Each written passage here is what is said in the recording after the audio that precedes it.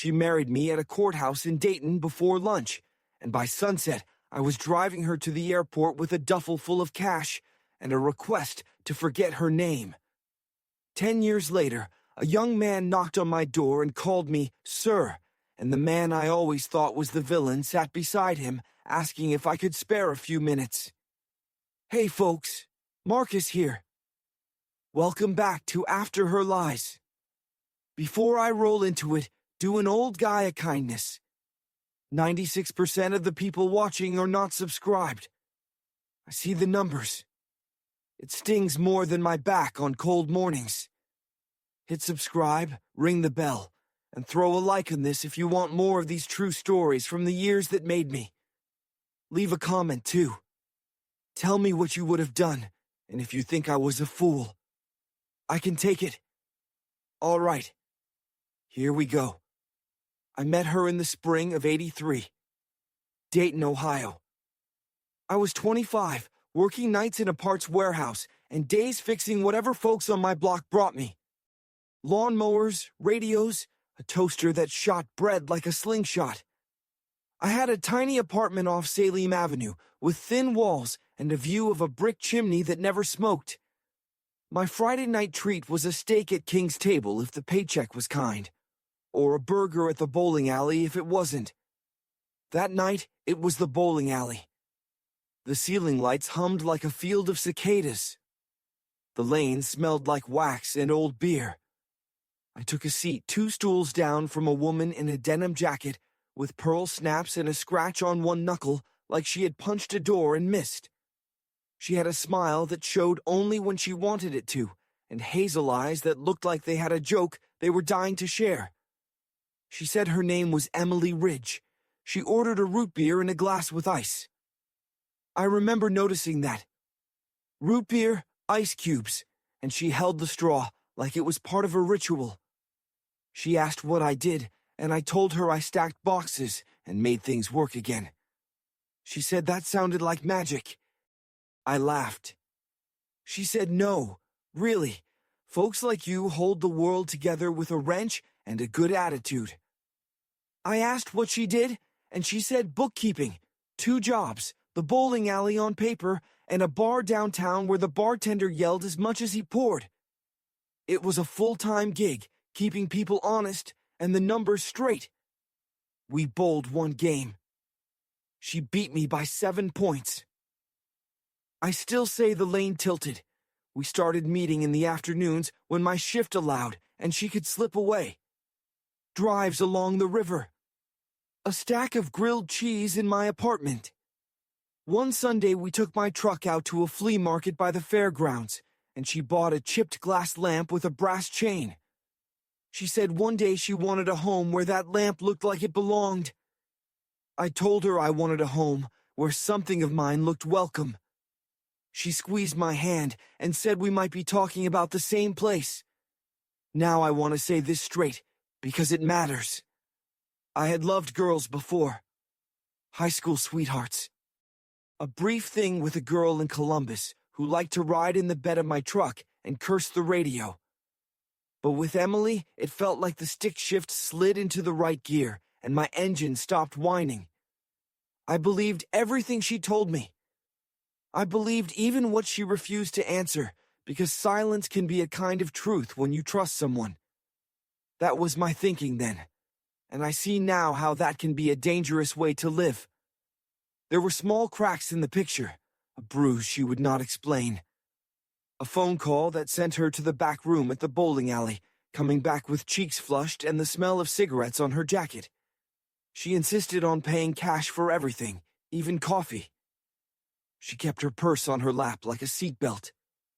A couple of times I saw a taxi wait outside the bar where she did the books, motor running like it did not plan to stay. One night in late May, Thunderhead stacked out west and pushed heat through the city like a hand on a back. She came to my apartment after the bar closed with her hair wet from a quick shower and eyes that did not settle on anything. She said she needed to ask me a favor, and she needed me to say yes before she said what it was. I told her I didn't make promises blind. She grabbed both my hands the way people grab the edge of a boat. I need you to marry me, she said. Tomorrow. Quiet. No party. No cake. Then I need your truck. I need you to drive me to the airport and not ask me questions and not follow me. I laughed because I thought she was making a joke in the key of crazy. She didn't laugh. She told me it mattered for legal reasons that she could not explain. That marriage would make what she was about to do safer. She told me she loved me, and I admit those words work on me like a small-town mayor on a parade. She told me there was money in a bag, and it was not stolen even if it looked like it. She told me she would come back to me in a year, maybe less, and we would use the legal papers to put the puzzle of our life together. She said if I loved her, I would help her that day and forgive her before she left. I did not sleep that night. I made coffee that tasted like burnt pennies and stared at the sink where the tap dripped. By morning, I had convinced myself this was a test the universe was giving me. I always thought I would stand up when love called. I put on a clean shirt, the blue one with the collar that never sat right. We went to the courthouse and paid $80 I could not spare. The clerk had eyes older than the building and a stamp that sounded like a pistol. My hands shook when I signed. An hour later, we were in my truck. She had a green canvas duffel on her lap. It sagged like a sandbag. I asked once more if the money was stolen. She said no, not from anyone decent. I told her that did not answer the question. She leaned over and put her palm on my cheek the way my mother used to when I had a fever, and she told me to trust her, and I did. I drove over the river where the water looked thick and impatient, and I pulled to the curb at the drop-off at James M. Cox. She kissed me like she meant to remember the shape of my mouth. She got out with the bag, and she walked into the glass doors with the broken hinge. I watched her until she disappeared on the other side of the metal detectors. I waited 15 minutes in case she came back. I started the truck and drove home and told myself a story about 1 year and then a life. 2 days later, 2 detectives knocked on my door. One had a mustache you could comb. The other was bald with soft eyes. They asked if I knew where Emily Ridge was. They asked if I knew anything about a missing deposit from the downtown bar where she kept the books. They asked me why I had married a woman who was, according to the papers in their hands, named Maggie Rhodes. I told them I did not know any Maggie. I told them I knew a woman who used laughter like a seasoning and who taught me how to hold grief without spilling it, and that she would never steal from anyone.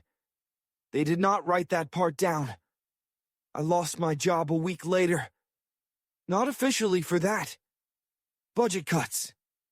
Too many hands for too few boxes. But you can tell when a manager is looking past you like you're already gone. The landlord raised his eyebrow when I handed him rent and asked me if I was bringing trouble into his building.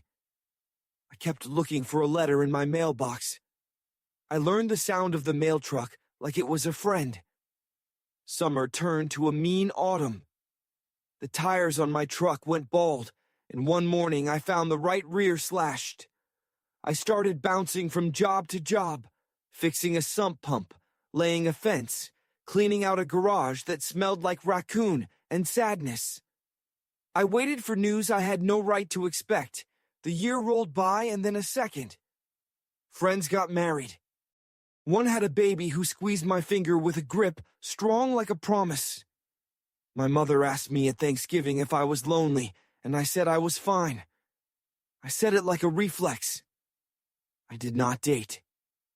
I did not take off my ring. I kept telling myself I was honoring a vow, even if the person on the other side of that vow was somewhere I could not find. Maybe you think I was a fool. Maybe you're shaking your head right now. Put it in the comments. I can hear you already, and I probably agree. Then a small thing happened that bent everything.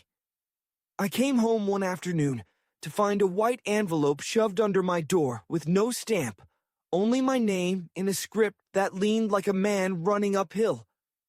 Inside was a Polaroid of a woman on a bench at a bus terminal in Nashville.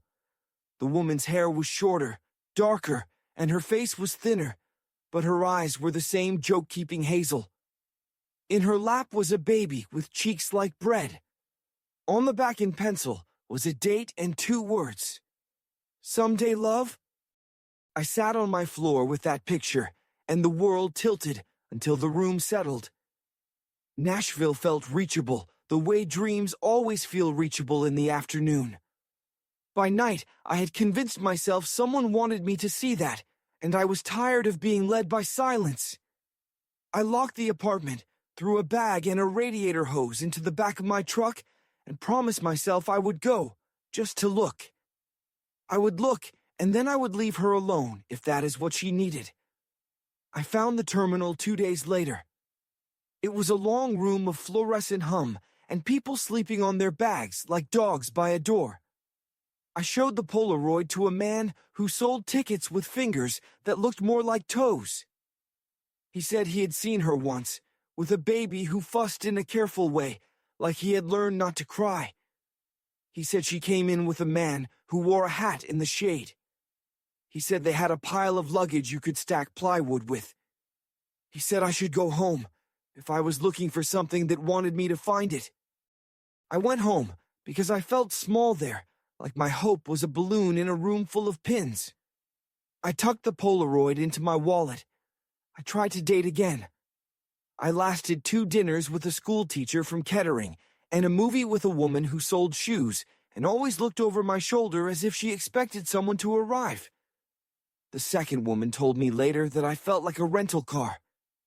You can sit in it, you can drive it, but you never forget it belongs somewhere else. Years shuffled by. I took a job at a utility company that came with a union and a box of shirts with my name on the chest. I learned to sleep well again. My hair went from stubborn to obedient. The ring stayed, but I wore it on a chain because I kept bruising my finger when I used a wrench. I learned how to hold 2 truths in my hands. I loved a woman. She left me. I could have chosen to stop loving her, and I did not, so that was on me. That is what a man my age should tell you if he wants to be fair. Then came the knock. April of '93. A soft day, rain working its way into everything, my porch smelling like wet paint because I had finally gotten around to the trim. I opened the door and saw a boy, 17 or 18. Long hair that looked like he tried to tame it and failed, jaw set like mine when I am trying not to cry. Beside him stood a man with tired eyes and a tie too short. The boy cleared his throat and asked if I was Marcus. He did not say sir that time. He just said my name like a bet. I said yes, and then I said it again.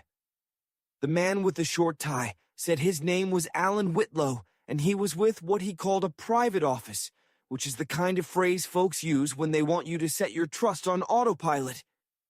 He asked if we could sit. The boy kept his arms crossed. I had a feeling I was about to be asked to pay for something. I was right, sort of. We sat at my little table with the dents. The boy kept looking at my hands. He asked me how good I was with engines. I told him I could keep a stubborn lawnmower alive through winter if I had to. He smiled without meaning to, and I felt a click in my chest like when a seatbelt catches you in a sudden stop. He introduced himself. Caleb. The man cleared his throat and told me he represented someone who worked with someone who used to know the woman I had married. He said her name had been Emily when I knew her, but she was born Maggie. He said she had changed her name because a dangerous man in Louisville had a claim on her that might have gotten me hurt. He said the money in that green bags had been collected among the waitresses and the busboys at the bar, walled off from the owner who skimmed their tips, and that Emily had arranged to get it to safety for a reason that might make me forgive her or might not. He said he was not at liberty to say more, which is a way of saying he wanted me to beg. I did not beg. I asked him where she was.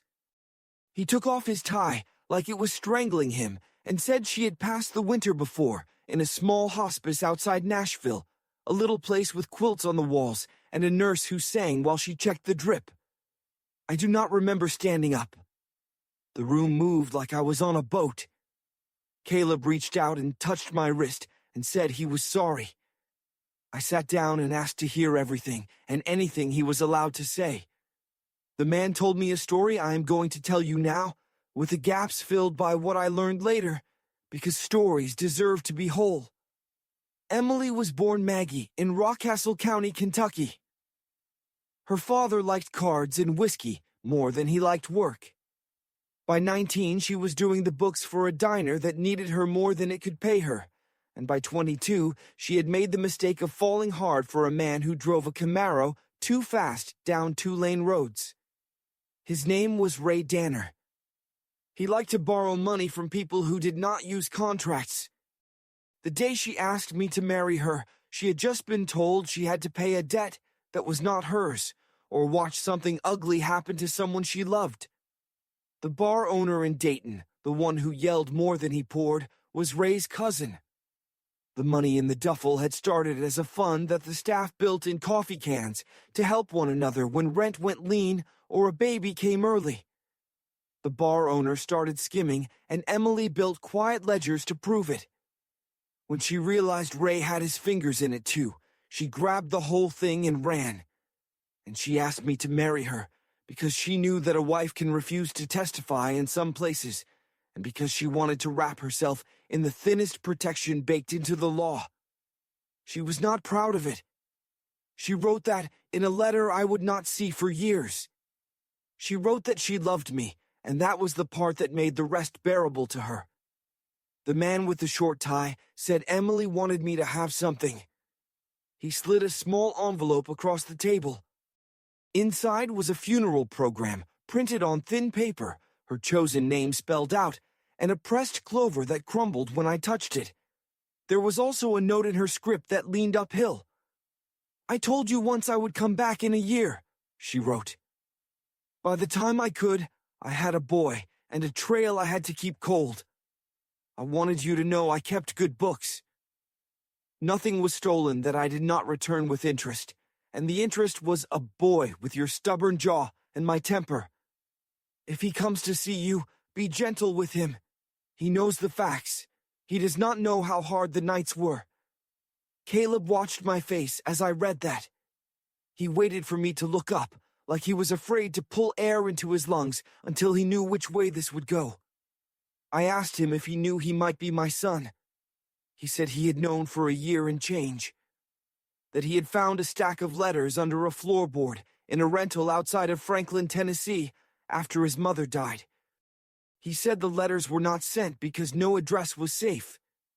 He said the letters had a tone he recognized in himself, like regret wearing a shirt and tie. He said he wanted to meet me and that he had waited until he could drive his own car to get there because he wanted the leaving to be his decision. The man with the tie, Alan, told me that Ray Danner had been picked up and locked away on something unrelated, and that the folks who had helped Emily keep the heat down now believed it was safe for the boy to know me. He told me there were people who would prefer I keep quiet about names and places. I told him I was not interested in revenge, only truth. He said truth can be trouble. I told him I had lived with an unfinished puzzle for 10 years, and the trouble was already part of the furniture. After they left, Caleb stayed. We ate fried bologna sandwiches in my kitchen, and he told me about a car he had built from scrap, a primer gray thing with a hood that bucked at 60. He told me about the small house where he and his mother had lived, the jars she kept bolts in, the way she warmed tortillas directly on the burner and flipped them with her fingers. He told me about a man named Pastor Allen who let them sit in the back pew and slip out before the benediction. He told me about a woman named Donna who taught him to parallel park and gave him a blanket when the gas bill fell behind. He did not tell me much about his mother's last days, and I did not ask. You learn, if you are lucky, when to leave a question on the table and let it cool. We saw each other again the next weekend, We rebuilt his carburetor and drove to a diner off the highway that served pie like it hated your arteries. I kept waiting for the feeling of anger to show up with its boots on. It didn't. What came was something softer and harder at the same time, like muscle that had healed wrong and now did the same job with a limp. I wished I could have held his mother's hand in that hospice and told her the thing she accused herself of was brave. I wished I could have said goodbye. A month later, a detective from Dayton called me. His name was Bill McKee, and he had the voice of a man who had been chewing gravel for 3 decades. He said he had always had a bad taste in his mouth about the way the bar case had gone down.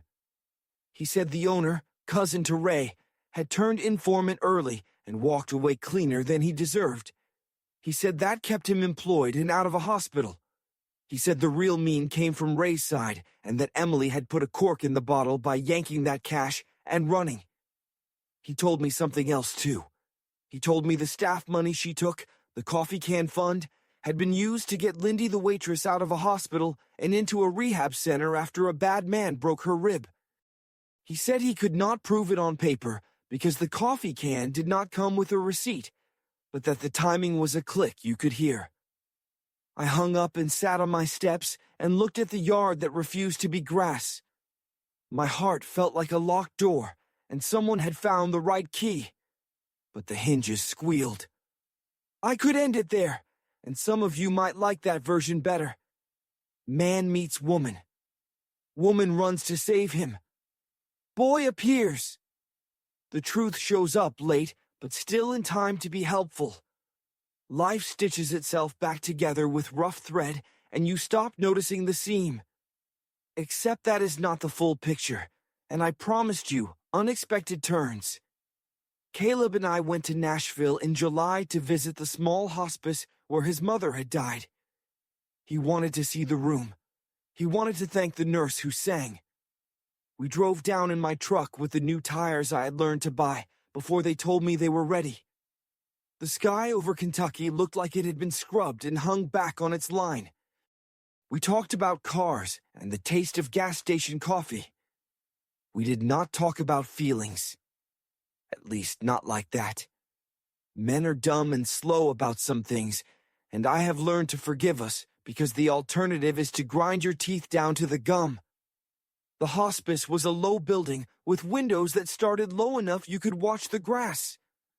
The nurse with the song voice hugged Caleb and clapped my shoulder and told us his mother had been stubborn about folding her own blanket every morning until she couldn't. She said his mother held the room with a kind of glow that made the other patients try a little harder. She said something else that made me take a step back into the hallway and set my hand on the wall. She said the last week a man had come by on a Tuesday afternoon and sat in the corner of the room and never took his hat off. He sat quiet, a little sideways to the bed, and when Emily slept, he put his fingers to his eyes. The nurse asked him once who he was, and he said he was old business. She asked him to sign the visitor log, and he wrote down a name that made the hairs on my neck stand up. You already know it. Ray Danner. The nurse said Emily did not ask anyone to make him leave. She said they did not speak more than a handful of words. She said when he left, he did a small bow like he had lost a bet with the Lord and was paying his due. She said Emily slept better after that. It is easy to write the villain with a cape and a laugh. The truth is that sometimes the dangerous man is also the man who stands in the door one last time with his hat in his hands. We drove back quiet. Caleb's jaw was working like he was testing a tooth. When we crossed back into Ohio, he told me there was something else in the letters he had found. A partial confession. Emily had not been sure whether I had been the father that first spring. She had been with me and with Ray in a window of days where calendars do their worst work. She had written that the boy looked like me when he laughed and like Ray when he was angry. She wrote that she had decided it did not matter to her heart. She wrote that she had planned to tell me if she ever saw me again, and to hand me a small envelope with a lock of his hair she had kept because she was an old soul who believed in talismans. Caleb told me he wanted to know. I told him I did too, and that there was a lab in town that could give us an answer, and that if he did not want the answer, then we would let that envelope with the hair be just hair in a pouch. He said he wanted to know. We did the test. I gave blood and felt stubborn for 24 hours about the ache in the crook of my arm. He spit in a tube and tried to make a joke out of it. We waited. And I do not care how tough you think you are. There is a special kind of drumbeat you hear in your chest when a white envelope is coming, and you do not know which way it will tilt your life. The results arrived on a Thursday, when the sky was a flat sheet. I opened the envelope in my kitchen because that was where the story began. And I guess I wanted the room to know it was part of this too. The letter was full of numbers and jargon, and then a sentence that sang and cut at the same time. Probability of paternity less than 1%. You are not the biological father. I sat down and said the words out loud to the table like it had ears. Caleb looked at me like he was ready to be told to leave. I told him the truth that came out of me through whatever ductwork the Lord installed in honest men. I told him I was sorry for the pain the sentence made in both of us. I told him that my heart had made a decision before my blood had a chance to vote. I told him he could leave if that felt easier. I told him if he stayed, I would do my best to be exactly what the test said I was not. He stayed. He looked at his hands, and he said he had expected the answer to be what it was. He said he had wanted it to be me because he liked the way my kitchen felt and because I did not talk to him like he was a museum exhibit. He said he knew the best of his mother had seen the best of me and aimed him in my direction, and he did not want to argue with the dead about the compass they used. We moved into a long season of small things. That is how love looks when it is built after the big drama has burned down. Saturday mornings changing oil on my driveway.